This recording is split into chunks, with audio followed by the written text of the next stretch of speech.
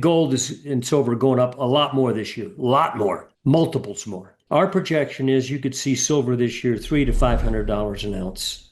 Okay, now much of that should occur within the first couple quarters of that spread breakout, meaning much of it should occur by middle of this year in a Thunderbolt tantrum move. Highest high was $6. A year later, the average price was 300 or 3x above that. So we could see something like that with silver. In fact, that's what I expect, which, I think would fit into the Sinclair. It's going to get high and stay high. So we could go, for talking purposes, $300 silver. It peaks out, it starts selling off, and it settles out at 175, and that's the average price for the year 2027. Precious metals are primed for a move that defies standard market behavior, with projections indicating silver could surge by multiples this year.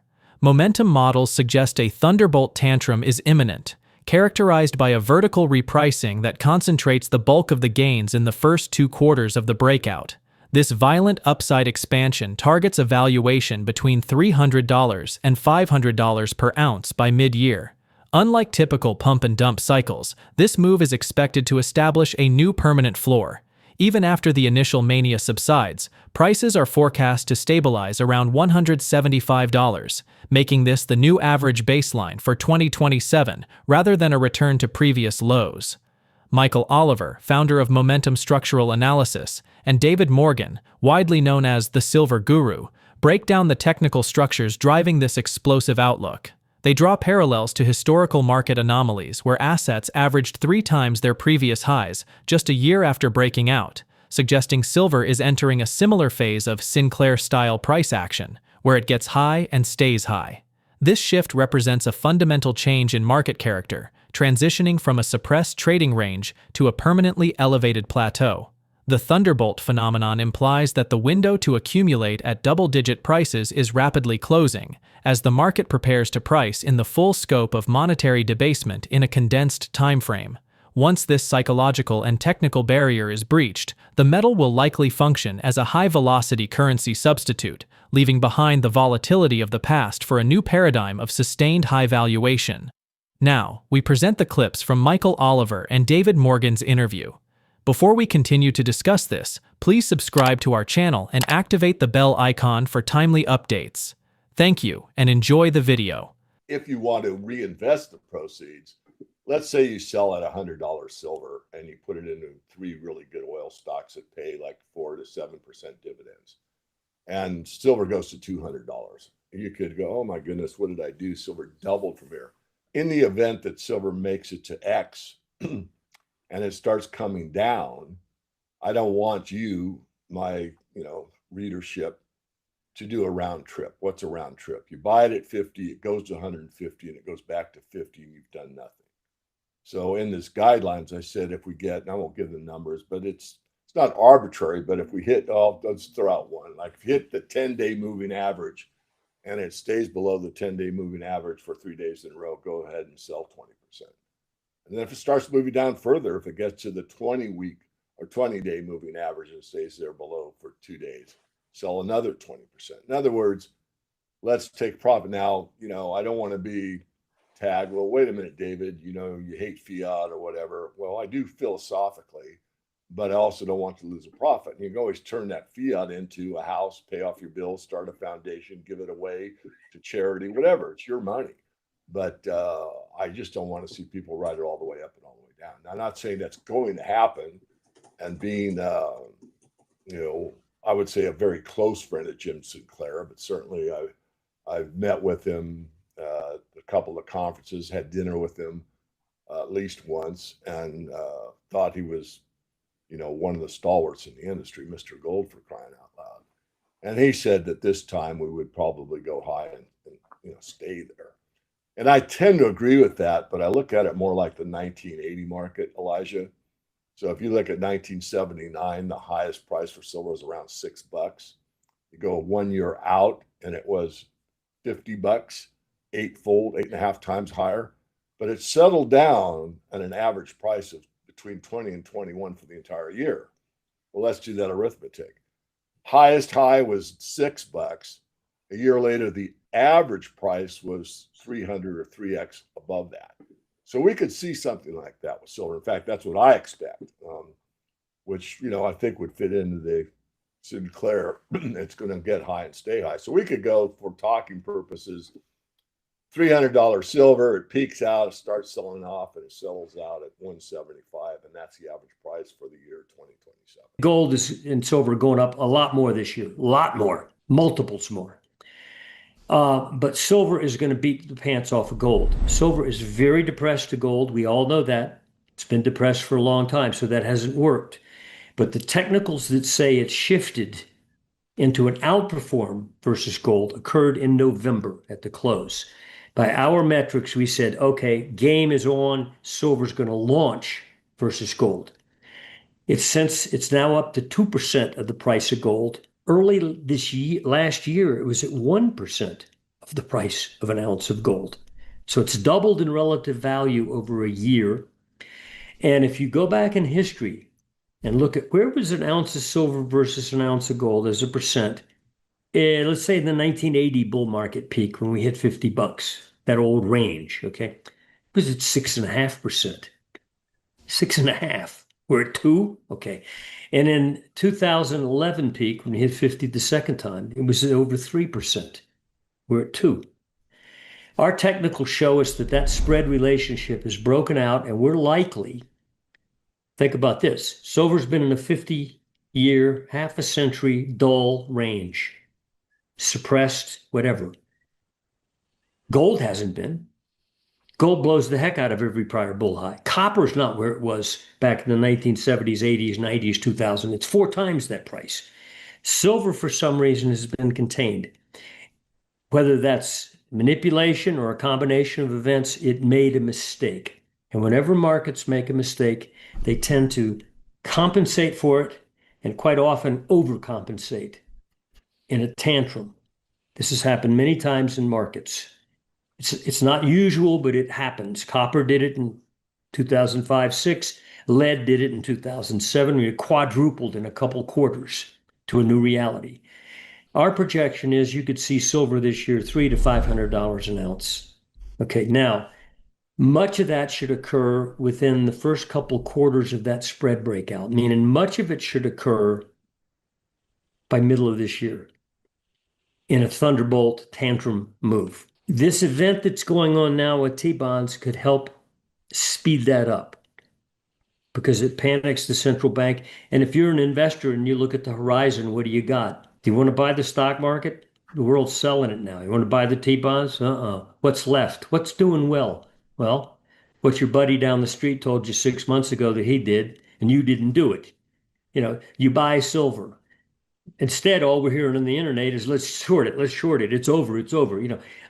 I think this surge that we get in the immediate horizon, if those T-bonds slip a bit more, could take silver well past 100, which might be sort of a normal guy's expectation of where the doubling of the old $50 high, And you get a midpoint stumble in this 6-month explosion, which we do expect to get a midpoint fake out stumble. Where's it going to be? Is it going to be at a logical level, or at some level it just turns people's heads, like $130 or something?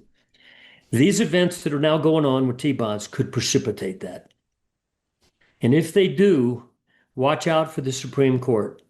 Because if those guys come in and say, hey, we're going to step into history here, we're not going to let you do that, or at least try not to, and create doubt about whether he can do it, in which case, panic's over, right? You could get a lot of volatility at that point. Anyway, long silver over gold. Market models are signaling a Thunderbolt tantrum, a violent upside repricing that could propel silver to between $300 and $500 per ounce within the first half of this year. This explosive move is described as a market overcompensation for 50 years of artificial suppression, driven by a breakdown in the silver to gold spread. However, experts warn against the round-trip trap, where investors ride the asset all the way up and back down without realizing gains. To counter this, a disciplined profit-taking strategy is recommended. Sell incremental portions, for example, 20%, when price action breaks below specific technical indicators, such as the 10-day or 20-day moving averages. This approach secures wealth for reinvestment into other yield-bearing assets, ensuring that the windfall is captured rather than lost to volatility. Unlike the 1980 spike, which collapsed back to low single digits, this rally is expected to follow a new trajectory, getting high and staying high. Even after the initial mania peaks around $300 to $500, the metal is projected to settle at a new average baseline of $175 by 2027. This shift is being accelerated by instability in the T-bond market, which is forcing capital out of traditional safe havens and into tangible assets, potentially triggering the midpoint stumble and subsequent explosion far earlier than the mainstream anticipates. Let's get back to the interview. Mostly have access to, own outright, or let's say connection to the physical market more than anyone else. So a lot of it is backed by real silver, not all of it. Are they naked short? Yes, but not nearly to the level. Most people think it's the banks are massively naked short. They're not. The massively nakeds are pretty much the other side of the trade. Are the CMTs, the commodities funds that, you put your money into a commodity fund and let them trade for you, those type of things. Some hedgers that aren't hedging, they're hedging naked. And the public. I mean, there's people that are, go long, that are buying silver on paper, or people that are going short. So although there's naked shorting, there's no doubt about that. It is not as much the banks as people are led to believe. The banks basically play the contango. They take the physical metal and they do a spread on it, and they're looking at the spread for volatility. And so they're getting, that interest rate between months might be, I don't know, make up a number, 0.75%. And then with the volatility, it might be 1%. Well, 1% a month when you're leveraged at 10 to 1 or 5 to 1. Right now, the leverage, I looked at an update I did for the public a couple of weeks ago. I don't know if you saw that one or not. Maybe that's what you're referring to. But if I remember right, I think based on the overall market, it was like 3 to 1, not 100 to 1. And on the registered, it was like 6 to 1 or something. So it wasn't, 100 to 1. Now, that's one market, the main market, the COMEX. And as I said in that video update, we don't know what it is on the LBMA. We don't know. Those are opaque. And there are other markets out there that do forwards and futures that are, opaque. We can't see them. But still, with that in mind, it's not 100 to 1 at this point in time. And I wanted to shout this out too, because Andy's been talking about, the deliveries, and I'm going to do my weekly perspective sometime today and show those numbers, which, I can verify for you. That 68 million ounces. I forget the numbers he's throwing out there, but I looked it up last night, and I can verify that for everybody. So I'll be doing that later today on my weekly perspective, which is for free and for everyone. The Holter's more convinced than me, and I'm not saying he's wrong. In fact, I agree with him, but we could get a situation where we have a failure to deliver. Of course, in technicalities, you never have a failure on the COMEX because the way the contract's written, anyone that trades, that signs it, might not have read the agreement, but the agreement says that the exchange can settle in cash. Regardless, settling in cash does not mean settling in metal, so they haven't reneged on the contract, but it is a failure to deliver. So it's probably a little wordy on that. But the point is that gap is still there. And as long as that arbitrage opportunity exists, you're going to see physical metal move.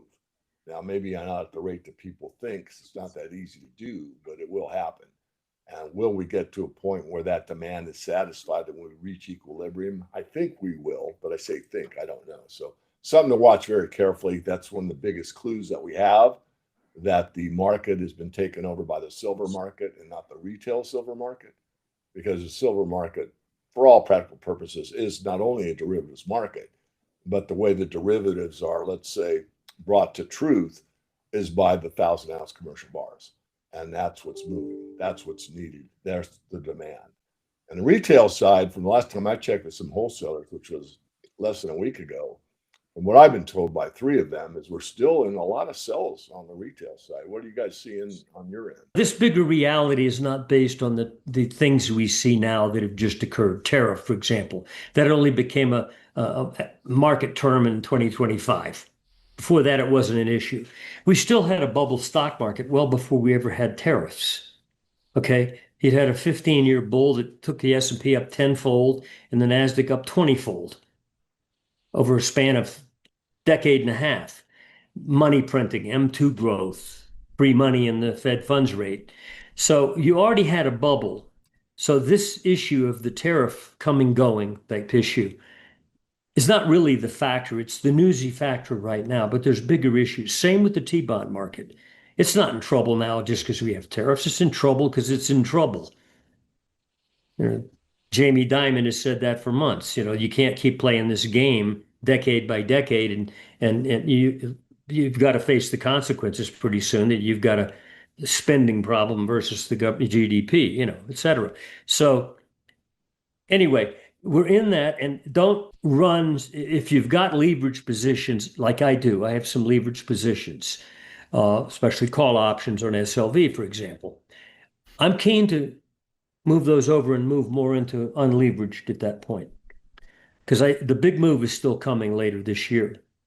After this jiggle, whenever we get the jiggle. Familiar market mythology often blames bullion banks for massive naked shorting, but the structural reality is far more nuanced.